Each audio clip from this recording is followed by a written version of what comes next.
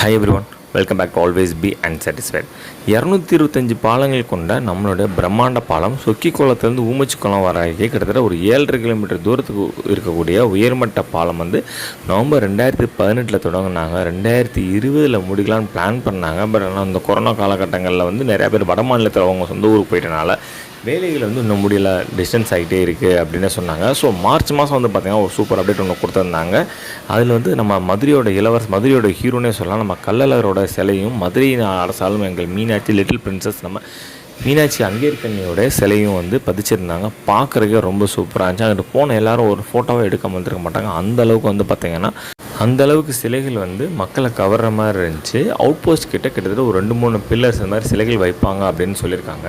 அது மட்டும் இல்லாமல் மற்ற நிறையா பில்லர்ஸ்லாம் பெயிண்டிங் ஒர்க் பண்ண ஆரம்பிச்சிட்டாங்க. அங்கே இருந்த எல்லா பில்லர்ஸுமே பார்த்திங்கன்னா நிறையா போஸ்ட் ஓட்டியிருந்தாங்க. மதுரையிலேருந்து போஸ்ட் கலாச்சாரம் அதிகமாக இருக்குது அப்படின்னு சொல்லி நிறையா பேர் கமெண்ட்ஸ் போட்டிருந்தாங்க. பட் ஆனால் இந்த வட்டம் வந்து பார்த்திங்கன்னா அந்த பில்லர்ஸில் வந்து போஸ்டர்ஸ் தான், ஆனால் உள்ளே போக நிறையா போஸ்ட் ஓட்டியிருந்தாங்க. இங்கேருந்து புதூர் ஜங்ஷன், நாராயணபுரம் ஜங்ஷன் வரைக்கும் பார்த்திங்கன்னா எந்த ஒரு போஸ்ட் மேலே ஃபுல்லாக பெயிண்டிங் ஒர்க் பண்ணிட்டாங்க. ஸோ ஒவ்வொரு பில்லர்ஸும் வந்து பார்த்திங்கன்னா சுற்றி கம்பி மாதிரி வேலி மாதிரி போகிறதாகவும் அவங்க சொல்லியிருக்காங்க. இப்போ எப்படி இந்த பாலம் 7 கிலோமீட்டர் தூரத்துக்கு ஒரு பெரிய பறக்கும் பாலமாக இருக்கோ, அதே போல் வந்து மதுரையில் மேலும் 3 பறக்கும் பாலங்களை வந்து இம்ப்ளிமெண்ட் பண்ண போகிறாங்க. ஸோ இந்த பாலம் எப்படி அவுட் போஸ்ட்டில் முடியுது, ஊமச்சிக்குளத்தில் தொடங்கி அவுட் போஸ்ட்டில் முடியுதில்ல, அதேமாதிரி அவுட் போஸ்ட்டில் ஆரம்பித்து நம்ம ஏவி பாலம் வழியாக வடக்கு வெளி வீதி கீழே வீதி சந்திக்கிற நம்ம அண்ணா சிலைக்கிட்ட முடியறதுக்கு ஒரு பாலம் வந்து டிபிஆர் அப்ரூவல் எல்லாம் முடிஞ்சிருச்சு. நிலம் கையகப்படுத்துகிற பணி மட்டும் பெண்டிங்கில் இருக்குது. அதே மாதிரி பார்த்திங்கன்னா சிம்மக்கல்ல இறங்கி பெரியார் பஸ் ஸ்டாண்ட் வரைக்கும் ஒரு 2 கிலோமீட்டர் தூரத்துக்கு வக்கீல் புது திருவழியாக வந்து இன்னொரு பாலம் இம்ப்ளிமெண்டேஷனுக்கு டிபிஆர் ப்ராசஸில் இருக்குது.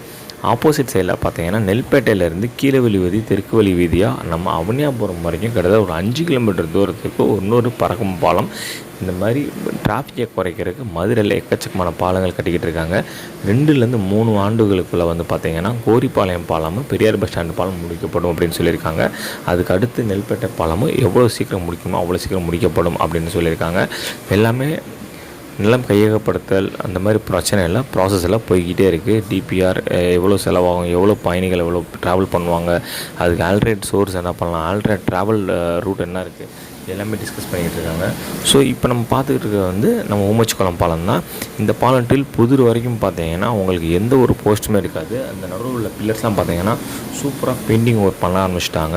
இதுக்கு அடுத்து வந்து பார்த்திங்கன்னா அந்த பில்லரில் வந்து பெயிண்டிங்ஸு, நம்ம மதுரை வரலாறு, ஒரு இந்திய வரலாறு, தமிழர்கள் வரலாறு, வீர வரலாறு, அதை பெயிண்டிங்ஸாக வைக்க போகிறாங்களா, இல்லைனா ஏதாவது சிலை வடிவமாக நம்ம மீனாட்சி சிலை மாதிரி வந்து சிலை வடிவம் வைக்க போகிறாங்களா அப்படின்றது வந்து தெரியல. பட் ஆனால் அங்கிட்டு ஸ்டார்டிங்கில் வந்து ஒரு 5-6 பில்லருக்கு வந்து சிலைகளாக வந்து இருக்குன்னு சொல்லியிருந்தாங்க. பட் எல்லா பில்லர்ஸுமே சிலைகளாக வைப்பாங்களா அப்படின்றது இன்னும் தெரிலங்க, இன்னும் டீட்டெயில்ஸ் கிடைக்கல.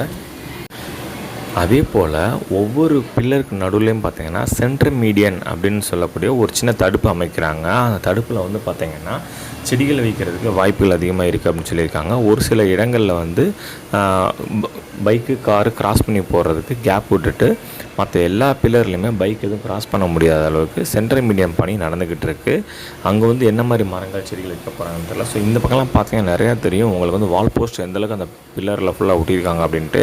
இது மட்டும் நிறையா ஹாஸ்பிட்டல் அட்வர்டைஸ்மெண்ட், ஹோட்டல்ஸ் எல்லாமே இங்கே டிஃபன் கிடைக்கும், இங்கே வந்து ஆஸ்பத்திரி இருக்குது, இந்த மாதிரி நிறையா ஓட்டியிருக்காங்க. ஸோ அதெல்லாம் அவாய்ட் பண்ணிட்டா மதுரை வந்து இன்னும் ரொம்ப அழகாக இருக்கும். மாமதுரையை போட்டுருவோம் அப்படின்னு எல்லோரும் சொன்னால் பரவாயில்ல, நம்ம எல்லாம் ஒன்றா சேர்ந்த மாதிரி தான் மதுரை வந்து ரொம்ப அழகாக இருக்க முடியும். ஸோ இதுக்கப்புறம் வந்து நிறைய மரங்கள் நட்டாங்கன்னா மதுரை வந்து இன்னும் அழகாகவும் குளிர்ச்சியாகவும் இருக்கும் அப்படின்றது என்னோடய ஐடியா. ஸோ இதை பற்றின கருத்துக்களை கமெண்ட்டில் போஸ்ட் பண்ணுங்கள். இந்த வீடியோ உங்களுக்கு பிடிச்சா லைக் பண்ணுங்கள், உங்கள் ஃப்ரெண்ட்ஸ்க்கு ஷேர் பண்ணுங்கள்.